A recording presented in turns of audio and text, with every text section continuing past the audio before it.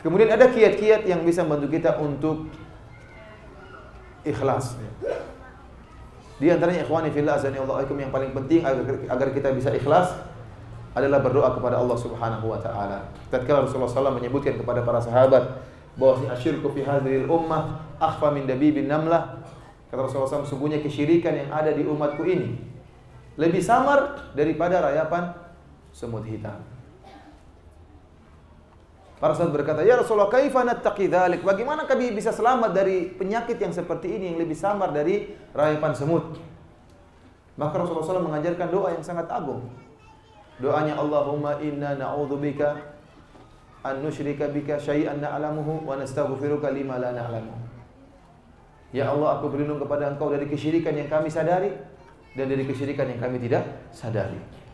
Isyarat bahwasanya banyak, saya utarakan, banyak kesyirikan, banyak riya yang menimpa kita tanpa kita sadari.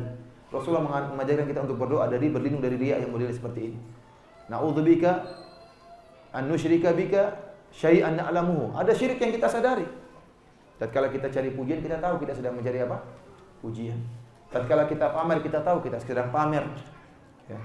Namun terkadang riya datang dalam bentuk yang tidak kita sadari. Oleh karenanya kita berlindung juga dari riya yang seperti ini yang tidak kita sadari. Yang kata para ulama dengan riya al-mubattan, riya yang tersembunyi. Riya yang apa? Tersembunyi. Banyak bentuk-bentuk riya tersembunyi. Di antaranya seperti seorang ingin dipuji dengan menjatuhkan harkat martabat orang lain. Misalnya, cara ingin dipuji, namun dia tidak ingin ketahuan dia itu riya, dia bilang gitu. Oh, si fulan itu subhanallah. Antum lihat dia begitu, tapi dia sholat subuh tidak pernah muncul. Tidak pernah sehari pun saya lihat dia sholat subuh berjamaah. Ini mencela orang. Tapi sebenarnya dia ingin bilang, saya tidak pernah ketinggalan sholat subuh. Dia ingin bilang apa? Saya tidak pernah ketinggalan sholat subuh. Hanya saja cara dia mengatakan si fulan tidak pernah sholat subuh karena saya tidak pernah lihat dia di masjid.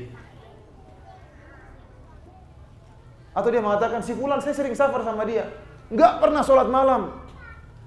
Bangun setelah azan baru bangun. Berarti saya sering sholat malam. Caranya halus ya, luar biasa. Orang masya Allah orang ini bertakwa dan tidak riya, ikhlas dia. Ternyata dia sedang riya. Si fulan itu sok sibuk kalau dimintai bantuan, ya tidak pernah bantu. Selalu sok sibuk. Dia tidak bilang, kalau saya diminta bantuan selalu saya bantu, enggak. Karena kalau dia bilang begitu, nanti saya dibilang riya, makanya dia tidak mengatakan demikian. Tapi orang yang mendengar sudah paham, oh berarti dia tidak demikian. Orang seperti ini telah terjerumus dalam riya. Dan telah terjerumus dalam dua dosa besar. Pertama, dosa menggibah orang lain. Ya. Dia bersenang-senang di atas penderitaan orang lain. Dia menjatuhkan orang lain supaya dia dipuji. Yang kedua, setelah dia melakukan ghibah, yang kedua dia melakukan riya. Dan ini juga tidak kalah besarnya dosanya daripada ghibah. Terjerumus dalam dua dosa besar. Di antaranya bentuk riya yang terselubung. Seperti dia pamer kalau dekat dengan ustaz. Oh, ustaz itu dekat sekali sama saya gitu. Seakan-akan dia mengatakan karena saya baik sehingga ustaz dekat sama saya. Karena saya begini, saya mudah bergaul sehingga ustaz mudah dekat dengan saya. Saya bilang, ya akhi, apa manfaatnya antum dekat dengan ustaz? Kita ini ahlu sunnah wal jamaah tidak pernah mengkaitkan masuk surga dengan kedekatan sama orang soleh, tidak ada. Kalau antum tidak mengambil manfaat dari ustaz tersebut, tidak mengambil manfaat dari orang soleh tersebut, tidak ada manfaatnya. Kalau antum tidak beramal soleh karena kedekatan antum dengan ustaz tersebut, tidak ada manfaatnya. Kedekatan terhadap seorang ustaz, kedekatan terhadap ulama terkadang dijadikan bahan pameran. Saya lebih dekat, saya dekat. Buat apa manfaatnya? Jika Rasulullah SAW berkata kepada putrinya Fatimah, ya Fatimah tu bintu Rasulillahi, salini mimma lima syi'ti, la ugni anki minallahi syai'a. Wahai Fatimah putrinya Rasulullah, mintalah harta kepadaku, akan aku berikan. Namun aku tidak bisa menyelamatku di akhirat sama sekali. Selamatkan dirimu sendiri. Kedekatan Fatimah putrinya Nabi tidak bermanfaat kalau Fatimah radhiyallahu taala tidak beramal saleh. Kita bukan pengajian orang-orang sufi yang kalau dekat dengan ustadznya strom berkah, langsung keberkahan strom. Yang kalau foto sama dia dijamin surga. Saya ke Banjarmasin tahun lalu atau 2 tahun lalu. Ada orang ngaku, Ustaz, dulu kita foto sama Kiai Fulan. Bayar, Ustaz. Tapi kalau foto dijamin masuk surga. Subhanallah. Jadi foto kalau dekat sekian juta, kalau gandengan lebih mahal lagi. Semakin dekat dengan Ustaz semakin mahal. Bukan orang sufi yang mengatakan ana laha. Saya urusan neraka jahanam urusan saya, neraka jahanam urusan saya. Ada yang mengatakan demikian. Orang yang kebelingan. Sedangkan Nabi Adam alaihissalam tatkala hari kiamat merasa takut. Tatkala di padang mahsyar orang-orang datang kepada Nabi Adam, "Ya Adam, anta abul bashar, khalaqaka Allahu biyadayhi wa asjada laka malaikatahu." Wahai Adam, engkau adalah bapaknya seluruh manusia. Allah telah menciptakan engkau dengan kedua tanganmu dan Allah menjadikan para malaikat untuk sujud kepadamu. Amata ramana hanufi, tidak kau lihat apa yang kesulitan yang kami hadapi? Ishfa' lana 'inda rabbik, berikanlah syafaat kepada kami, kepada Allah, mintalah syafaat dari Allah kepada kami. Kata Adam, saya telah melanggar, saya telah mendekati pohon yang dilarang oleh Allah Subhanahu wa taala. Idhabu ila ghairi, nafsi, pergi yang lain. Padahal Nabi Adam alaihissalam melakukan dosa yang sudah diterima tobatnya. Fatalaqa Adamu min rabbih kalimatin fataba alaihi. Nabi Adam melakukan kesalahan dan Allah sudah menerima tobatnya, namun di akhirat kelak dia masih takut. Bagaimana dengan orang yang dosanya belum tentu diterima tobatnya oleh Allah Subhanahu wa taala? Ibrahim alaihissalam yang pernah orang-orang pun setelah itu pergi ke Nabi Ibrahim, "Ya Ibrahim, engkau adalah Khalilur Rahman, kekasih Allah. Tidak kau lihat kesulitan yang kami hadapi?" Kata dia, "Saya pernah berusaha 3 kali." Padahal dosa tersebut bukan dusta yang soreh, tauriyah. Itu pun Nabi Ibrahim takut, tidak pede untuk minta syafaat dari Allah Subhanahu wa taala. Kemudian datang seorang kiai, foto sama saya masuk surga. Neraka urusan saya. Orang akhirnya apa? Seperti ini yang buat masyarakat senang dekat dengan mereka seperti ini. Kenapa? Praktis. Datang artis, salam tempel, selesai. Habis itu joget-joget buka aurat gak jadi masalah. Yang penting ustadznya, kiainya ridho. Sehingga orang seperti ini senang dekat mereka ini. Kenapa? Ada mereka mengobral jannah. Mengobral apa? Surga. Dan masyarakat senang yang praktis seperti ini. Yang penting dekat selamat. Kalau Nabi tidak pernah begini. Nabi bilang, selamatkan dirimu sendiri, saya tidak bisa selamatkan engkau. Yang menyelamatkan kamu adalah amalanmu solehmu sendiri, amalan solehmu. Bahkan putrinya Fatimah dikatakan demikian. Mintalah hartaku saya kasih, tapi kalau urusan akhirat, selamatkan dirimu sendiri. Oleh karena ikhwani fillah azanillahu. Percuma kalau seorang kemudian dekat dengan ustaz. Kemudian dia bangga, saya dekat sekali sama ustaz tersebut. Ustaz ini, kalau dia niatnya ikhlas karena ingin melayani ustaz ini luar biasa, alhamdulillah. Di antara amalan soleh yang dianjurkan adalah melayani orang yang berilmu. Ya. Bagaimana Yusha' bin Nun berjalan dengan Nabi Musa, melayani Nabi Musa tatkala dalam safar Nabi Musa alaihissalam. Bagaimana Nabi Khadir kemudian mendirikan tembok yang miring karena anak dari kedua anak yatim pemilik tembok ini adalah ayahnya orang soleh, sehingga dia pun berkhidmat kepada orang tersebut dengan memperbaiki rumah yang miring tadi. Tetapi kalau niatnya sekedar pamer untuk sebagai bosnya, riya terselubung bosnya karena saya baik maka ustaz dekat dengan saya, tidak ada manfaatnya. Di antara bentuk riya terselubung adalah menyanjung guru untuk mengangkat derajat dirinya. Dia mengatakan, saya muridnya si Fulan, Syekh Fulan, Masya Allah, pintar sekali, wah, dipuji-puji luar biasa. Saya ini muridnya. Saya ini apa? Muridnya. Bahkan saya pernah lihat tulisan, subhanallah. Ustadz Fulan, murid terdekat Syekh Fulan. Dekat waktu apa maksudnya? Ya akhi, menghukumi murid terdekat. Buat apa seperti itu? Seharusnya kita malu mencantumkan diri kita sebagai murid Syekh Fulan. Bikin malu kalau ternyata kita amburadul. Bikin malu Syekh menjatuhkan harkat martabat apa? Syekh. Martabat guru kita. Baru belajar mungkin baru setahun. Itu pun seminggu sekali datang sudah pamer-pamer di murid Syekh Fulan. Kita bilang kalau antum niatnya baik supaya masyarakat ingin hadir pengajian, enggak jadi masalah, alhamdulillah. Ini niat yang tulus. Ini antara engkau dengan Allah Subhanahu wa taala. Saya tidak melarang orang mengatakan saya murid Syekh Fulan, tidak jadi masalah. Tapi ini perkara yang sangat rawan.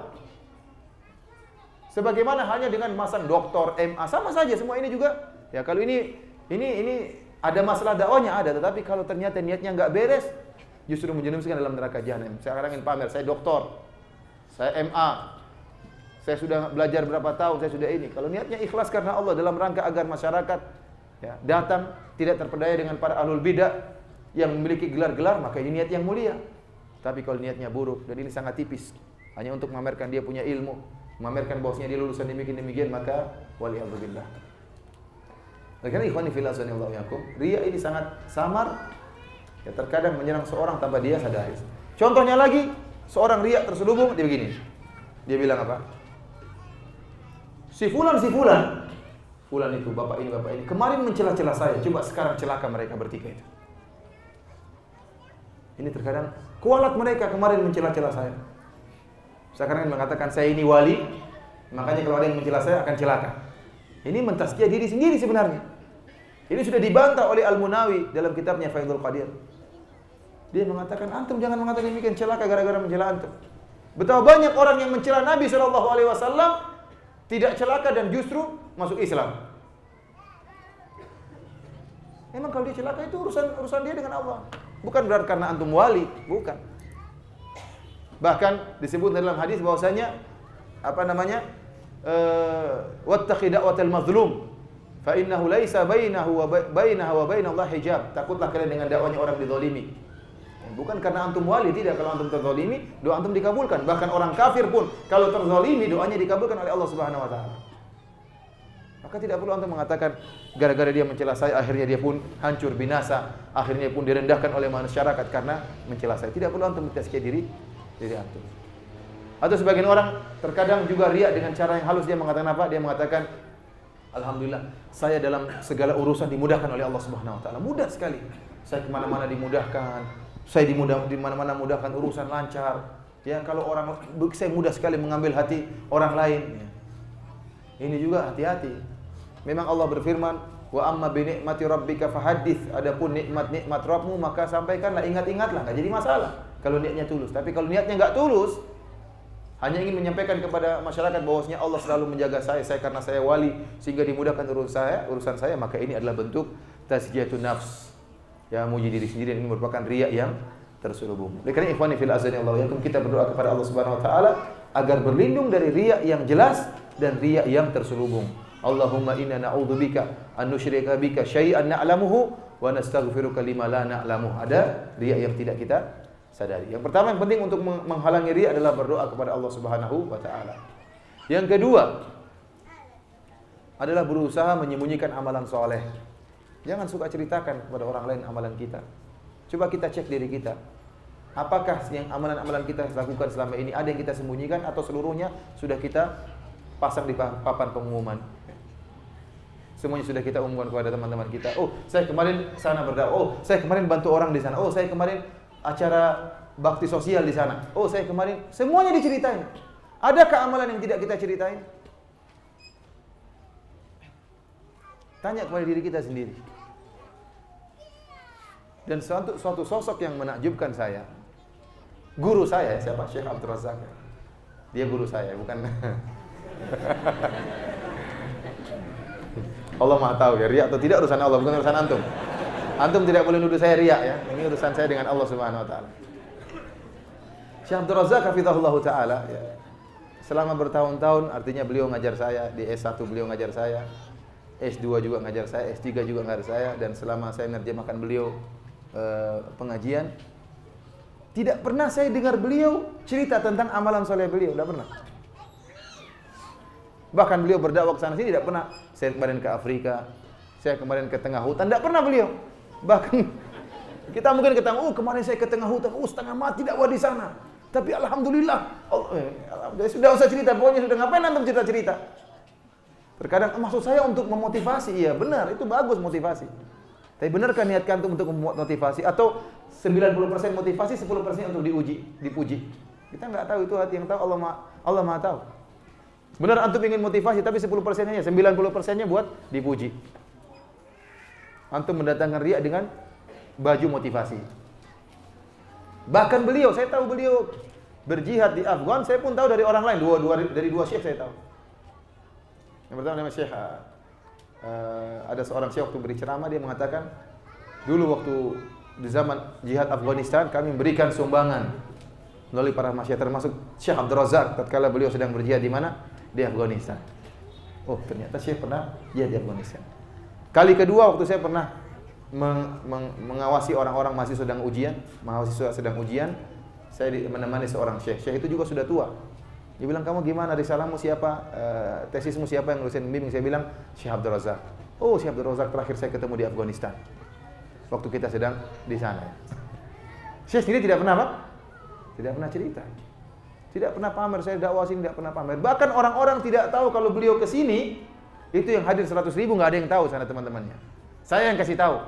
Tahu nggak antum Syekh Abdul Razak sana yang hadir 100.000? Masa 100.000? Orang pada heran.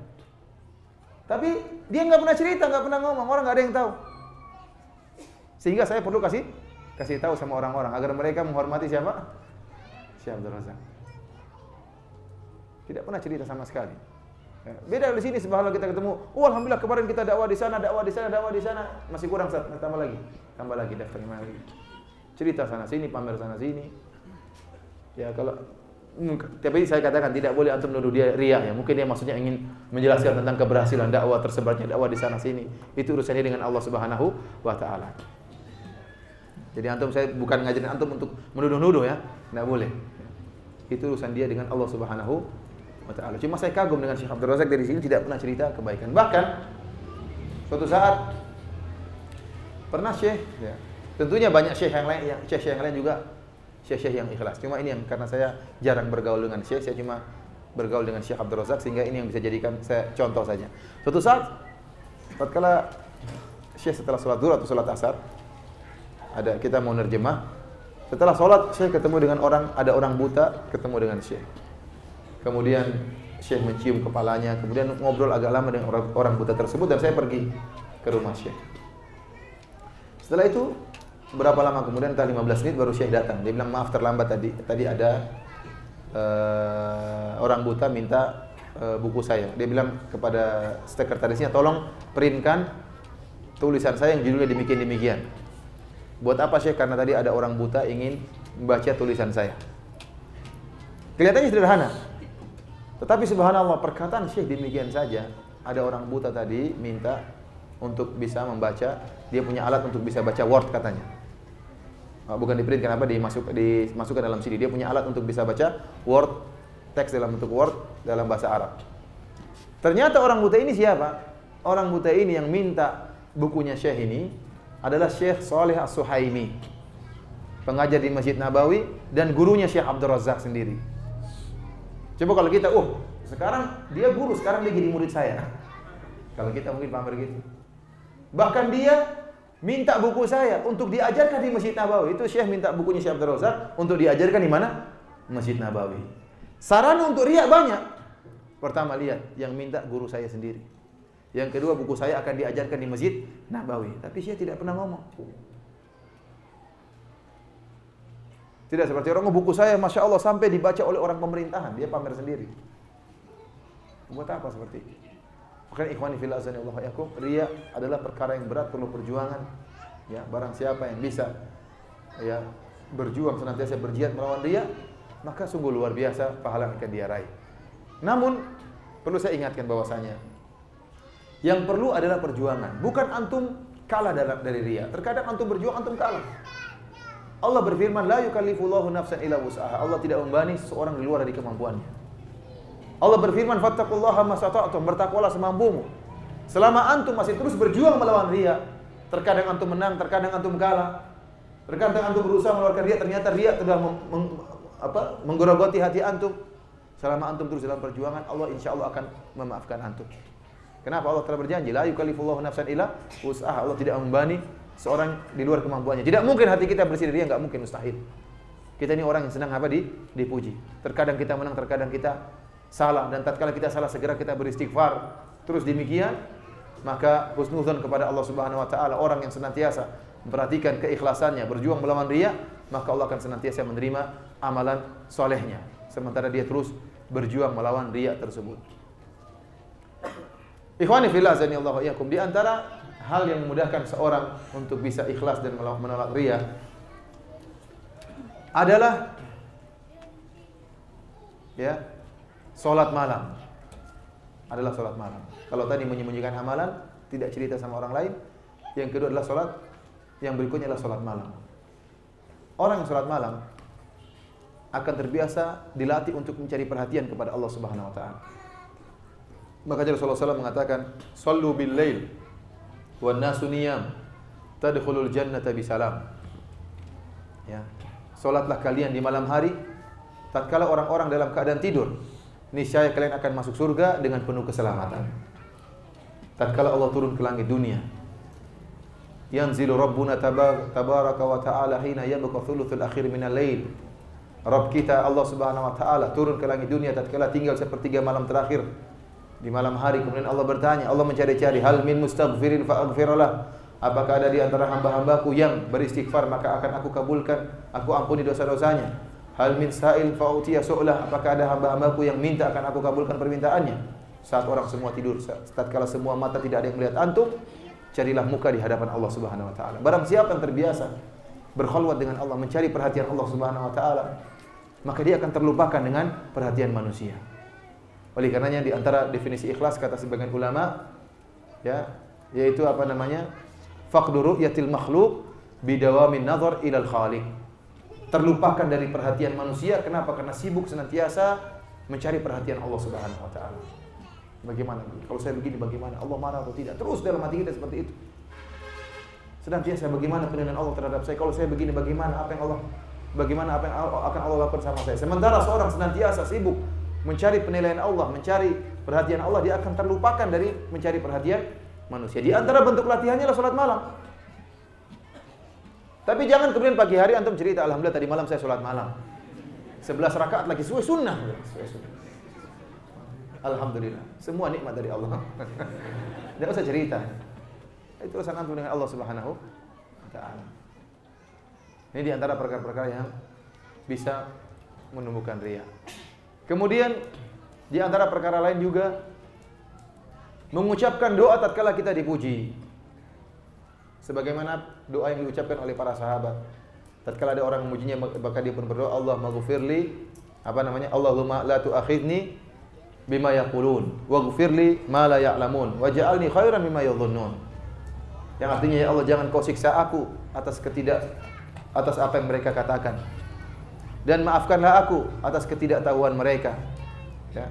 Dan jadikanlah aku lebih baik daripada persangkaan mereka. Doa ini diucapkan tatkala kita diuji. Untuk segera kita diinginkan diri kita, karena kalau kita sudah dipuji, sangat mudah kepala kita menjadi membesar, kemudian kita lupa diri, sangat mudah. Karenanya Nabi sallallahu alaihi wasallam mengatakan, "Idza ra'aitumul maddahin fahthu ala wujuhimut turab." Kalau kalian melihat orang-orang yang suka muji-muji, maka lemparkanlah pasir di atas wajahnya. Makanya ikhwan kalau ada orang muji antum masya Allah, bilang tunggu sebentar, saya mau cari pasir. Buat apa Ustaz? Buat lempar kamu. Kenapa? Karena pujian seperti ini bisa memenggal kepala kita.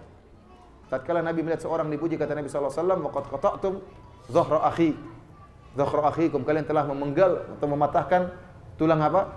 Tulang punggung saudaramu. Tadinya dia ikhlas kepada Allah Subhanahu wa taala, bisa jadi ria. Selama ini dia ikhlas, tiba-tiba antum datang, masya Allah, ternyata Ustaz, penyampaian antum bagus sekali. Oh begitu toh, ternyata saya luar biasa. Dia baru sadar kalau dia luar biasa. Kena ujub, kena ria dan macam-macam. Gara-gara siapa? Gara-gara muridnya sendiri. Bikin dia jadi orang yang ria karena sering dipuji oleh muridnya. Sehingga akhirnya apa? Kegiatannya berputar pada kapan murid saya muji saya, kapan murid saya muji saya. Oleh karenanya kalau ada orang muji kita berdoa dengan doa tadi.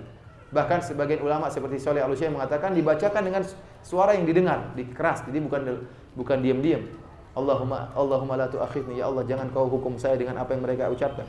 Untuk mengingatkan dia juga. Waghfirli ma la ya'lamun, ampunilah aku apa yang mereka tidak ketahui. Artinya kita banyak dosa yang mereka tidak tahu sehingga mereka muji kita. Kalau mereka tahu dosa-dosa kita, mereka tidak akan bakalan muji kita, bahkan menjauh dari kita. Waj'alni khairan mimma yadhunnun, dan jadikan aku lebih baik daripada apa yang mereka persangkakan. Demikian ikhwani fillah sanallahu yakum, hal-hal yang mungkin bisa membantu kita untuk lebih ikhlas dan juga ya membuat kita bisa melawan penyakit riya.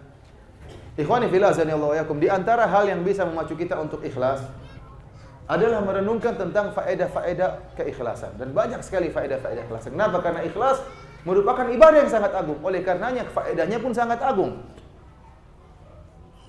Di antara faedah-faedah ikhlasan tersebut adalah pertama, ya, meninggikan pahala, membuat pahala menjadi sangat besar gara-gara keikhlasan. Ibnu Mubarak mengatakan rubba amalin saghirin tu'azzimuhun niyyah. Betapa banyak amalan yang kecil namun jadi besar karena niat yang ikhlas. Di antara dalil akan hal ini, oleh karena Syekhul Islam mengatakan apa? Bisa jadi dua orang sholat di saf yang sama, bergandengan si A dan si B. Cara sholatnya sama, sama-sama di saf pertama, tetapi pahala antara keduanya antara langit dan bumi, jauh berbeda. Kenapa? Karena satu sholatnya biasa-biasa, satunya lebih ikhlas dan lebih khusyuk. Pahalanya berbeda. Kenapa? Karena kembali dengan perbedaan yang apa di hati. Kata Syekhul Islam Ibnu Taimiyah, tatafadhal al-a'mal bima yatafadhalu ma fil qulub. Sungguhnya amalan-amalan itu bertingkat-tingkat sesuai dengan tingkatan yang ada dalam hati-hati manusia. Terkadang amalan kecil pahalanya luar biasa. Sebagai contoh sabda Nabi sallallahu alaihi wasallam, "La tasubbu ashabi, law anna ahadakum anfaqa mithla Uhudin dhahaban ma balagha mudda ahadihim wala nasifahu." Kata Nabi sallallahu alaihi wasallam, janganlah kalian mencela para sahabatku. Seandainya kalian memiliki emas sebesar gunung Uhud, kemudian kalian infakkan di jalan Allah Subhanahu wa taala, maka tidak akan sebanding dengan infak 2 genggam sahabat atau 1 genggam sahabat. Hanya menginfakkan gandum atau korma, tidak akan sama.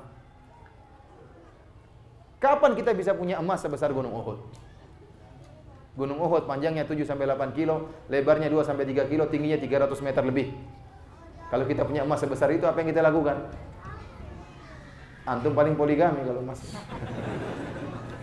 Punya emas besar kayak gitu, subhanallah, nongkrong aja sudah luar biasa. Emas besar, tidak ada orang yang pernah punya emas seperti itu. Makanya di sini hadis yang luar biasa. Rasulullah SAW mengatakan, jangan kalian cela para sahabatku. Seakan-akan Rasulullah mengatakan, wahai para sahabatku memang punya kesalahan, tetapi kebaikan mereka sebesar lautan. Kesalahan mereka hanya setetes air yang berada di lautan kebaikan. Kalian apa yang sudah kalian lakukan? Mau mencela para sahabatku? Adakah sumbangsi kalian terhadap Islam? Tidak ada.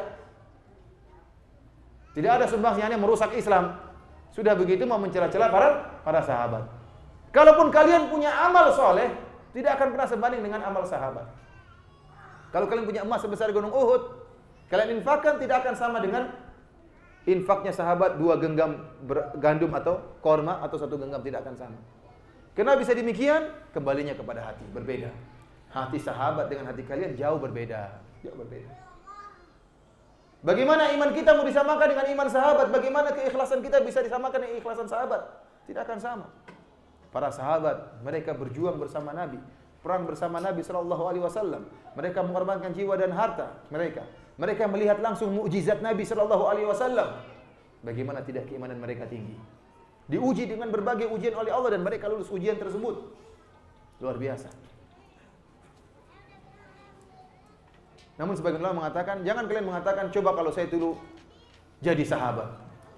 Ini kan bagaimana, masa tidak adil?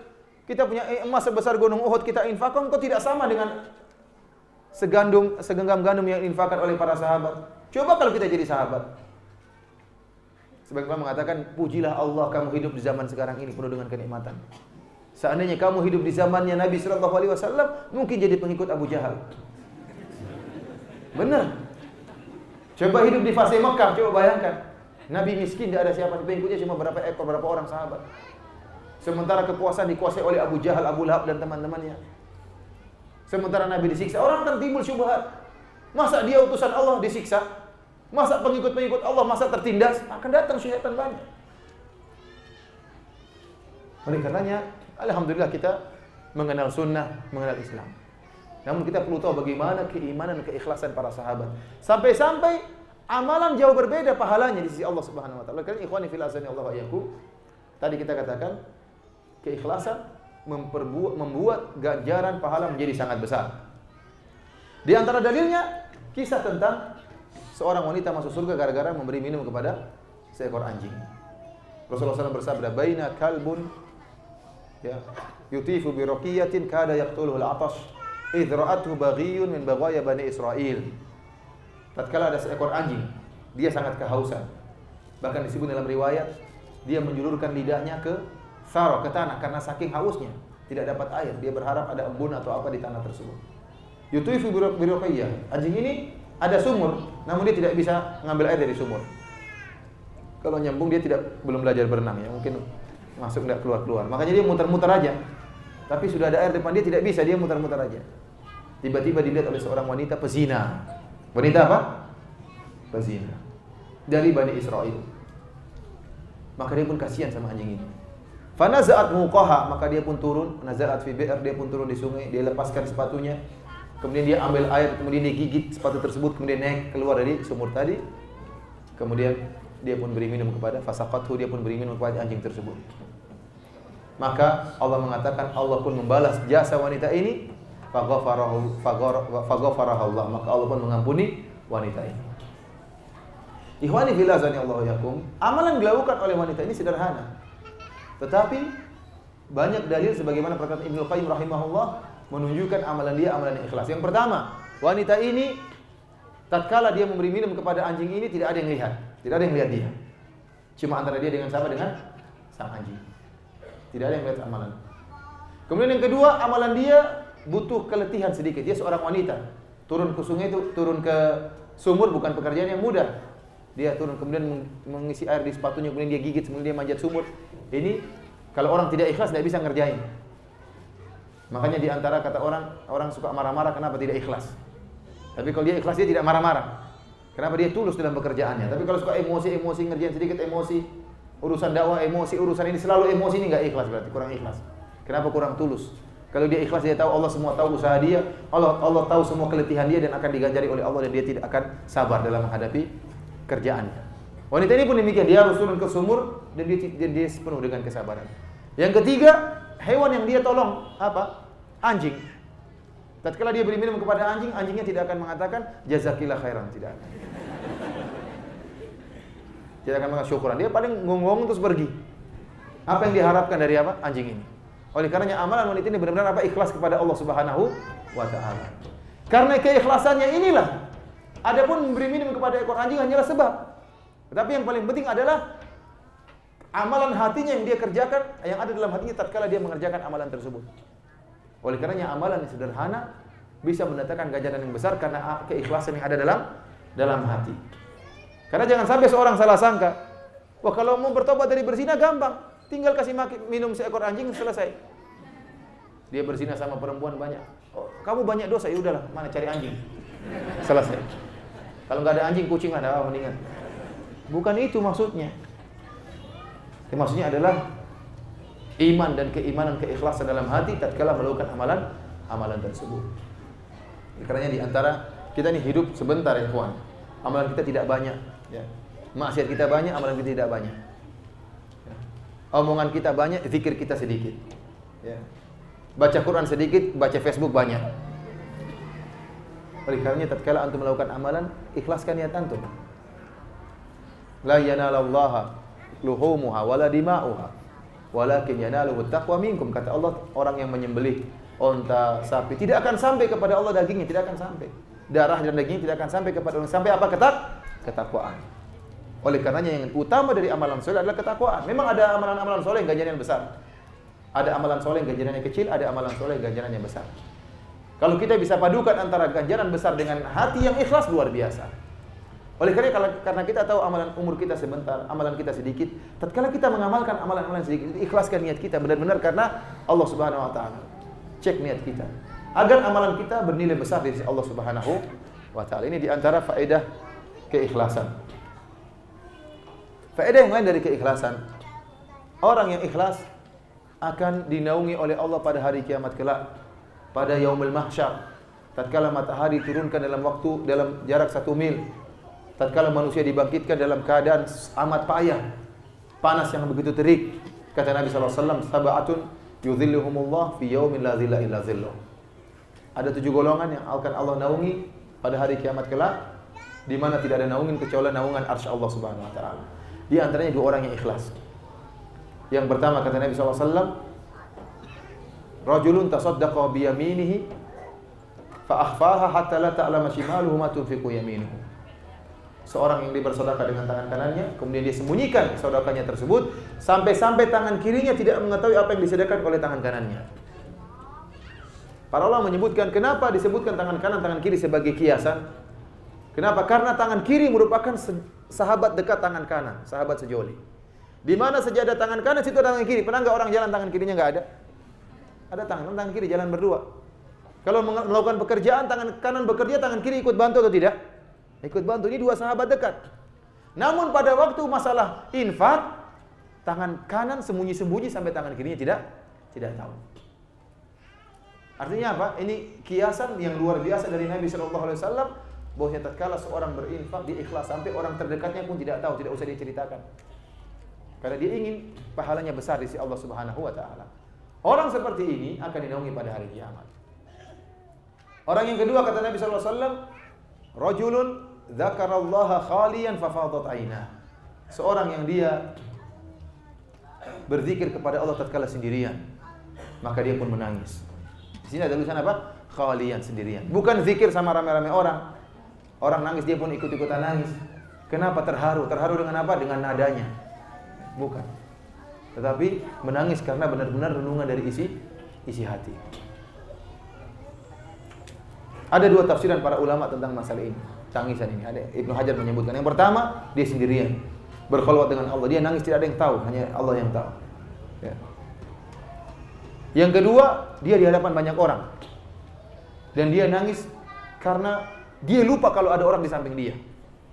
Karena saking apa? Benar-benar merenungkan tentang Allah Subhanahu wa taala, dia nangis sampai sehingga dia tidak keberadaan orang banyak tidak mempengaruhi keikhlasannya. Keberadaan orang banyak yang melihat dia tidak mempengaruhi, dan ini yang hebat luar biasa yang kedua ini. Dia bisa ikhlas meskipun orang banyak lihat dia, dan dia tidak peduli dengan penglihatan orang lain. Yang dipedulikan adalah apa? Penilaian Allah Subhanahu wa taala. Bukan kemudian dia nangis, kemudian dia tunjukkan, ambil apa? Sudah selesai semua masih terus apa? Lap-lap, padahal sudah nggak ada air mata. Pamer kalau dia apa? Nangis. Ini diantara keutamaan ikhlas, artinya orang yang ikhlas akan dinaungi oleh Allah pada hari kiamat kelak.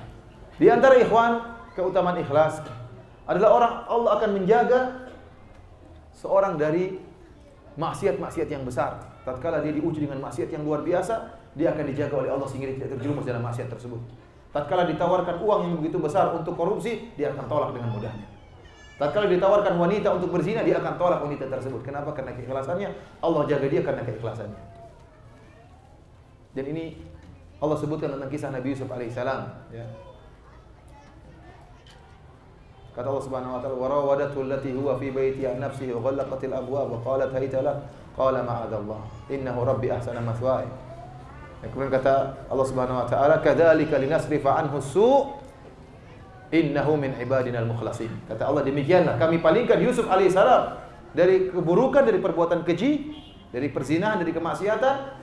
Kenapa? Kata Allah, innahu, sungguhnya Yusuf alaihissalam min ibadinal mukhlasin, termasuk dari orang-orang yang terpilih di antara kami. Riwayat mukhlasin ini ada dua qiraah dalam qiraah Al-Qur'an. Ada mukhlasin, ada mukhlisin. Dan dua qiraah ini tidak bertentangan. Sungguhnya Yusuf termasuk orang-orang yang mukhlasin, dan sungguhnya Yusuf termasuk orang-orang yang mukhlisin. Ya. Dia termasuk orang-orang yang ikhlas sehingga dipilih oleh Allah Subhanahu wa taala. Kalau yang mukhlasin artinya dia adalah orang-orang yang terpilih. Sungguhnya kami menyelamatkan dia karena dia termasuk orang-orang yang terpilih. Kenapa? Karena keikhlasannya. Karena keikhlasannya. Oleh karenanya, ikhlas merupakan sebab seorang terbebaskan dari godaan yang luar biasa. Kita tahu bagaimana Nabi Yusuf alaihissalam digoda tatkala itu. Sampai-sampai Imam Ibnu Qayyim menyebutkan dalam kitabnya Jawabul Kafi berapa ujian yang dihadapi oleh Nabi Yusuf alaihissalam. Yang pertama, Nabi Yusuf alaihissalam adalah seorang lelaki yang masih muda. Dan kita tahu bahwasanya lelaki muda syahwatnya lebih menggebu-gebu daripada lelaki yang sudah tua. Meskipun tidak lazim. Bisa jadi tua-tua keladi, bisa jadi. Tapi pada dasarnya lelaki muda syahwatnya lebih menggebu-gebu. Oleh karenanya Rasulullah SAW mengatakan, ya, 3 orang la yukallimuhumullah wa la yanzuru ilaihim yaumal qiyamati wa lahum adzabun alim. 3 orang yang Allah tidak akan melihat mereka pada hari kiamat. Allah tidak akan mengadab mereka, Allah tidak ajak bicara mereka, dan Allah akan mengadab mereka dengan adab yang pedih. Di antaranya kata Nabi sallallahu alaihi wasallam, Ushaymitun zanin, seorang tua yang berzina. Kenapa dia sudah tua kok masih berzina? Ini parah ini. Kalau masih muda berzina, ini dosa besar. Tapi lebih parah lagi sudah tua berzina. Kenapa? Karena sebab untuk berzina, motivasi berzina tidak ada. Kenapa dia bisa berzina? Berarti sudah parah imannya. Saking parahnya. Sehingga orang ini diazab oleh Allah dengan azab yang pedih. Nabi Yusuf alaihissalam seorang masih muda. Syahwatnya menggebu-gebu. Dan dia sudah tergerak syahwatnya tatkala melihat wanita permaisuri yang cantik jelita tersebut. Kata Allah Subhanahu wa taala, "Wa laqad hammat bih." Sungguh sang wanita sudah kebelet sama Nabi Yusuf alaihissalam. Wa hamma biha, dan Nabi sudah tergerak hatinya juga terhadap wanita tersebut. Namun ini ujian pertama. Nabi Yusuf masih muda. Yang kedua, Nabi Yusuf alaihissalam tinggal di tempat yang asing. Dia dari Palestina kemudian dipindahkan ke negeri Mesir. Dan orang yang asing lebih nekat bermaksiat daripada maksiat di kampung sendiri. Oleh karenanya pencuri kalau mencuri terkadang mencurinya di mana? Di kampung orang lain. Kalau mencuri di kampung sendiri repot, kalau ketahuan waduh, bikin malu orang tua, bikin malu tante, keluarga. Tapi kalau dia mencuri orang lain digebuki, dia cuek-cuek saja, tidak ada yang kenal sama dia. Kalau dia mau mengemis di kampung orang lain. Nabi Yusuf alaihissalam seandainya dia berzina, seandainya dia bermaksiat, maka tidak ada yang harus dia permalukan. Karena dia terasing di situ. Kemudian yang ketiga, yang lebih berbahaya lagi, ternyata pintu semua sudah ditutup. Wa ghallaqatil abwab. Ini repot, luar biasa. Sang wanita sudah berencana dengan rencana yang hebat. Ya bukan cuma satu pintu yang dia tutup, berpintu-pintu dia tutup. Karena itu di istana pintu ditutup, artinya masih dibuka, masih ada pintu lagi ditutup lagi. Tidak seperti sebagian kita kalau masuk rumah pintunya cuma satu ya. Pintu masuk sama pintu WC. Pintunya jarang ya. Ini istana pintunya banyak, semuanya sudah dikunci oleh permaisuri. Sehingga apa? Tidak ada yang lihat. Seandainya orang tatkala bermaksiat dilihat banyak orang tidak berani, tapi kalau bersendirian maka lebih berani karena merasa tidak malu. Ini juga ujian tersendiri bagi Nabi Yusuf alaihissalam. Yang keempat, sang wanita cantik jelita, dia permaisuri. Apa ada raja cari istri yang jelek? Antum kalau jadi raja antum cari daftar, yang merasa cantik daftar. Akan mencari wanita tercantik untuk dijadikan istri. Raja ini yang merayu Nabi Yusuf permaisuri raja. Jelas cantik jelita. Yang keberapa sekarang? Yang keenam, wanita ini sudah cantik dan dia mempoles dirinya. Sudah dia cantik, dia berhias. Bagaimana kecantikan di atas kecantikan. Yang ketujuh, wanita ini yang merayu. Betapa banyak lelaki tidak tergetar hatinya tatkala dia berdua-duaan dengan wanita, dia rayu wanita, wanitanya cuek-cuek. Tetapi kalau wanita yang mulai, goyang dia. Mas ini dong mas, dekat-dekat. Waduh, bahaya ini. Wanita yang mulai, bukan lelaki. Ini karenanya kalau kita bayangkan bagaimana ujian yang dihadapi Nabi Yusuf, tidak ada yang bisa selamat tatkala ini. Kalau ada orang yang dihadapkan dengan ujian Nabi Yusuf, tidak ada yang bisa selamat kecuali dengan izin Allah Subhanahu wa taala. Ujian yang luar biasa tersebut, ternyata Nabi Yusuf bisa bebas. Kenapa kata Allah innahu min ibadinal mukhlasin? Sungguhnya Nabi Yusuf termasuk orang-orang yang ikhlas sehingga Allah selamatkan. Oleh karena ikhwan, kalau antum ikhlas, maka terkadang datang ujian-ujian yang besar yang iman antum goyah, tapi kalau antum ikhlas sebelumnya, maka akan dimudahkan oleh Allah untuk antum tinggalkan kemaksiatan tersebut. Di antara keutamaan ikhlasan adalah memudahkan untuk mencapai tujuan. Seorang ikhlas, dia punya proyek apa saja dimudahkan oleh Allah Subhanahu wa taala. Dia punya proyek dakwah. Saya ingin bikin sekolah agar anak-anak teman-teman saya bisa sekolah di sekolah saya. Saya ingin berdakwah lewat sekolah. Kita tanya, tunggu dulu, niatmu benar atau tidak? Niatmu untuk cari duit lewat sekolah atau apa? Oh iya benar, saya bisnis sekalian berdakwah. Nah, ini kan lain berarti, lain. Boleh, tidak dilarang. Tetapi beda kalau niat saya benar-benar tulus untuk berdakwah. Ya kalau saya dapat rezeki alhamdulillah, tapi itu bukan tujuan utama saya. Saya masih bisa kerjaan yang lain, masih banyak lapangan kerjaan yang bisa saya kerjakan. Tapi saya memilih untuk buka sekolah, kenapa? Karena saya ingin ya punya pahala yang mengalir terus. Anak-anak dapat pendidikan, anak-anak bisa belajar sholat, sehingga kalau mereka sholat pahalanya terus mengalir sama saya. Kenapa? Karena saya yang punya sekolah, saya yang mengajari mereka. Orang yang niatnya tulus akan dimudahkan kerjaan dia. Dalam satu hadis ada seorang rajulun minal Arab, ada seorang Arab Badui datang menemui Nabi SAW. Dia mengatakan, ya Rasulullah, saya ingin mengikuti berjihad. Akhirnya berjihadlah mereka di orang ini bersama Nabi SAW. Sampai suatu saat Rasulullah SAW menang dalam ghanimah. Kemudian Rasulullah SAW bagi-bagi ghanimah peperangan. Dan kita boleh seorang berjihad mengambil ghanimah. Kemudian Rasulullah SAW menyampaikan kepada sebagian sahabat, ini ghanimah ini berikan kepada orang tadi, orang Arab Badui tadi. Ini bagian dia. Akhirnya datanglah sebagian sahabat membawa ghanimah tersebut, harta rampasan perang kepada orang Arab Badui tadi. Ini apa namanya, bagian. Kata dia, saya tidak mau terima.